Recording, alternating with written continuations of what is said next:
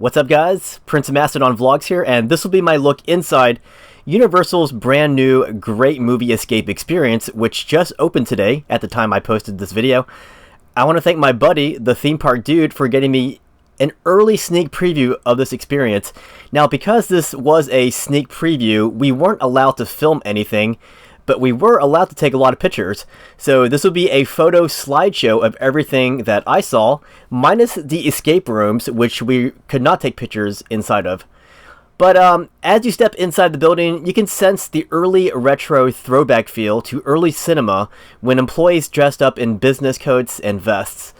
And again, this was a sneak peek, so there are signs everywhere warning us that the attraction was still in technical rehearsals. Now, upon looking at the movie costume replicas on display, I immediately recognized the Dr. Henry Wu outfit, as I personally have cosplayed Dr. Wu on many occasions myself.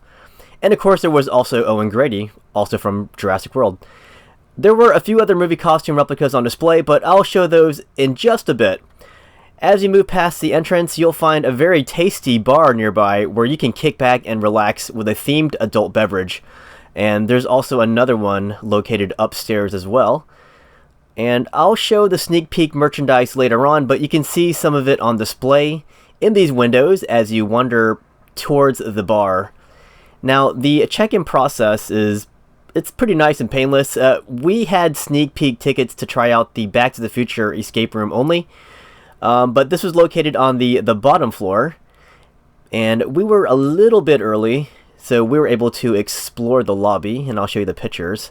But yeah, there was a sitting area to play some casual Universal movie trivia with your friends, or I guess with strangers too. Or you could just lounge around the sitting area. There's plenty of chairs. And this cool Back to the Future mural was calling my friend's name over for a photo. At the time of our sneak peek, there were 4 costumes on display located throughout the lobby. My favorite, obviously, was this Dr. Henry Wu lab outfit that he wore in the first Jurassic World movie. As far as I know, this was just a replica, but it still looked pretty iconic. I have a similar outfit at home that I wore for my Dr. Wu cosplay. There was also an Owen Grady outfit on display, and there was also this random Jurassic World outfit, which must either be a Jurassic World character made just for the escape room, or maybe it was just a minor character from one of the Jurassic World movies. I wasn't really sure. The only Back to the Future costume on display was Doc Brown's Back to the Future 2 outfit. The lab coat looks like the optional one worn by team members during the days of the old Back to the Future attraction, which I have experienced myself. As far as merchandise was concerned, there was a nice, although limited, selection available for the great movie escape room experience. I was personally a big fan of this hoodie, but being in tropical Florida, it was kind of a curse, so I settled for the shirt, which was a bit more breathable. And there were also keychains and pins. I grabbed one of the pins to complement my shirt, just for your information. And there was also a tiny little puzzle inside this bottle, and also a set of very nice looking magnets. And rounding out the Great Escape merchandise were some very solid mugs, and then a tiny shot glass was available for those who collect those. And then there were these Back to the Future and Jurassic World shirts, which are readily available throughout the parks, and they've been available for some time, but they're not exactly great movie escape merchandise, but they are Universal merchandise. And finally, it was time for us to experience the Back to the Future escape room. We weren't allowed to take pictures inside. Not sure what the rules will be when the attraction officially opens, but as for us, we were not allowed to take pictures inside.